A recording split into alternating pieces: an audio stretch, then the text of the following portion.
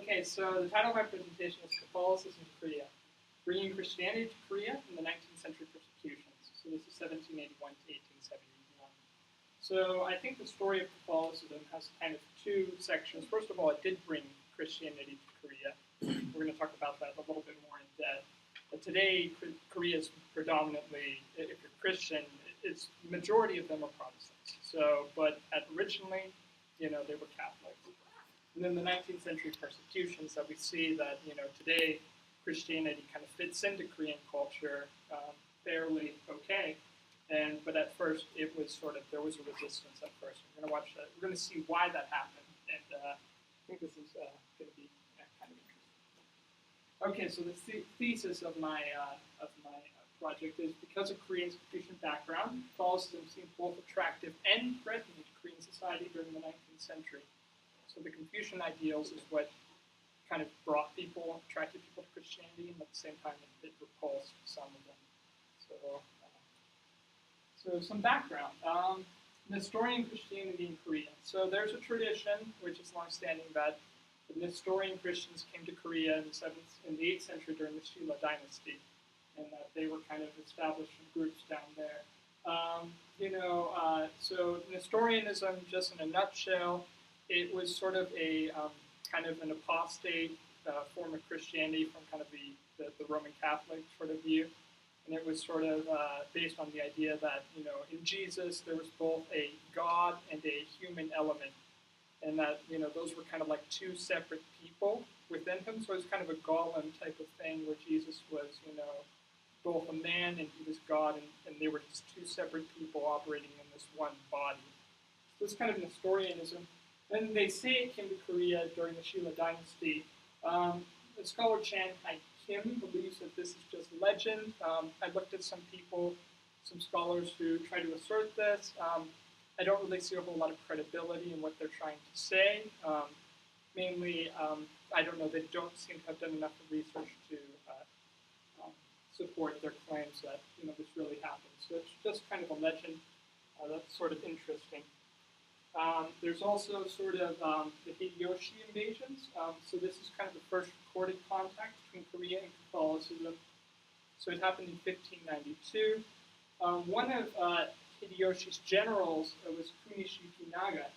He was a Roman Catholic, actually, and he brought over a Jesuit priest. His name was Gregorio de Cespedes. So he was accompanying his army during the invasion. And there's also legends that, they converted thousands of Koreans. There's not a whole lot of evidence for that either. But some Koreans were brought to Nagasaki and as slaves, and while they were there, some of them did convert to Catholicism. So there's some truth, but again, kind of the legend has sort of overstated what happened. So really, Korea got exposed to Catholicism through this guy named Yi Sung-hoon. And he was a Confucian scholar, and he was on visit to Beijing from 1783 to 1784. And during this kind of visit, he was doing government work on behalf of the Korean government. And so, but while he was there, he ran into some Jesuit missionaries, and he converted to Catholicism. He came back and he preached to some of his friends, and they sort of established this Korean community. And the church in Korea was more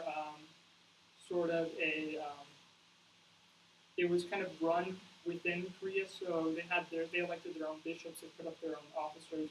There really wasn't a lot of external control over the church at that time. He was murdered in 1801, and we're going to talk a little bit more about why later on.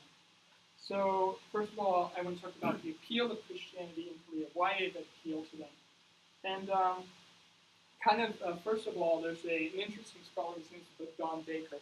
And he argues that pre-modern Koreans were kind of obsessed with this pursuit of sagehood. And what it meant to be a sage was that you live in accordance with the knowledge that you have. So, you're supposed to pursue the good of the community, overcome yourself, and kind of just live the Confucian principles that you know are right. There's sort of this interesting tension, because pre-modern Koreans believed that all of us, we were generally good, and we had this seed of the ability to be a sage within us, and we could do it. But there's this question of why can't we do it? Well, if it's possible for us to do it, if we all have this goodness within us, why aren't we doing it? All of us kind of understand what that's like, that we don't live up to our principles. So there's this problem of evil that kind of emerges. Why are people bad when we believe that, their nature is to be good? So that was a problem that some Korean philosophers had to work through. And so Catholicism was kind of appealing because it offered sort of a resolution to that question. So original sin accounts for why humans are bad, that we understand that, Adam and Eve in the garden, they ate the fruit, they disobeyed God. And as a result, all of us have inherited this sinful nature that kind of impedes us from, achieving, a truly enlightened life. So that was one of the appeals of Catholicism in Korea.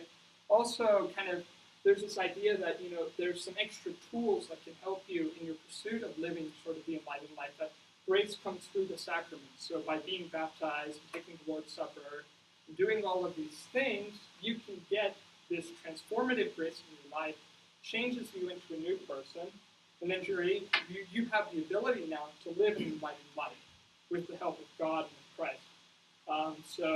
And also there's a third thing, they were really concerned with building a good society. That's what Confucianism was about. And, if there's a God, a personal God, that kind of polices your life, there's more motivation to be good. So they saw that as an advantage, these first converts to Catholicism. So these are some of the reasons why they would have converted to Catholicism. And that's kind of its appeal. So let's talk about some of the persecutions. First of all, it's important to understand that there are some differing philosophies between the pre-modern Korean worldview and the Roman Catholic worldview. And the pre-modern Korean worldview is strongly based on Confucianism. First of all, there's the idea that individuality is the root of evil in the pre-Korean worldview. So what we understand is that when people pursue their own individual interests against the good of the community, then that's something that's bad and that should be avoided.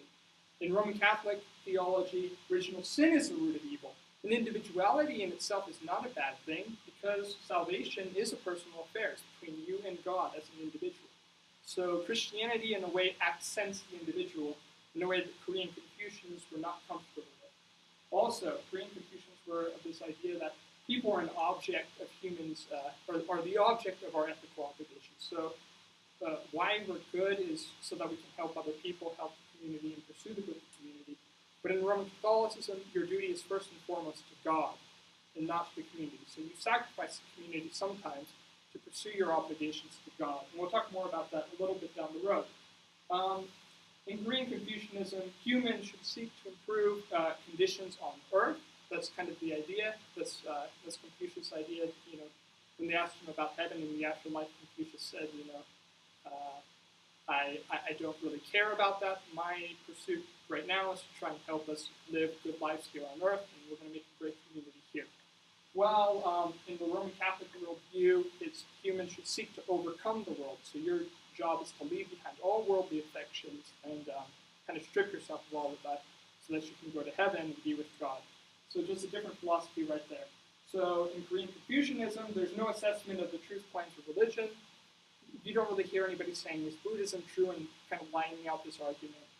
But in Roman Catholicism, there is. You think about things in terms of true and false.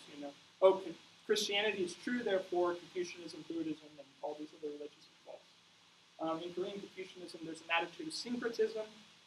We have the three teachings of Confucianism, Buddhism, Taoism. Those are three kind of ideas that seem contradictory, but work together in the Korean mind. The Catholics didn't like that way of thinking about the world. They said, it's us versus them. There are the saved and there are the not saved. There are the Catholics and non-Catholic, Christians, non-Christians.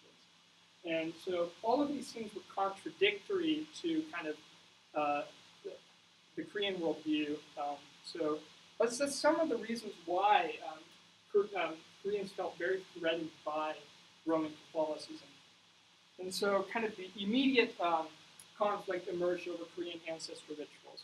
So Catholics believe that Koreans should not participate in these ancestor rites because they are offensive to God. They're a form of idolatry.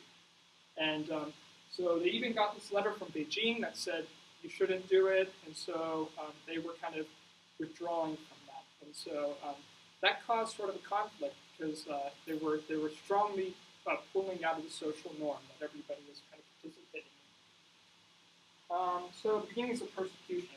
There's a guy named Yi Kawan, and he was a Korean scholar, and he said you should stop studying Catholicism. He told the Koreans that he started to warn them. There's a guy named Paul Yan-chi-kun who was executed for burning, ancestor tablets and dishonoring sort of his ancestors. So the Korean fusion scholars, after this point, when they started to see these persecutions, they started to see it less as sort of originally talked about how Catholicism could be kind of an extension of Confucianism. They started to see that it didn't really work because it was going against everything they knew. Okay, and then there's 3 persecutions that we need to know. The Xinyu persecution. This was essentially ordered by Queen Jiangsun. There was a persecution of Roman Catholics in Korea. This was in response to Huang Seiyang when he asked the West to send a navy to protect the church in Korea. Then there's the Urhai persecution in 1815. It was initiated when it was discovered that many Catholics fled to the mountains during the Xinyu persecution. The last one is the Great Persecution. This is 1866 to 1871. This was inspired by foreign encroachments, and half the Korean Catholics died by 1871. So those are the 3 persecutions that you should know about, and that's kind of why they were caused and stuff. So that's my presentation.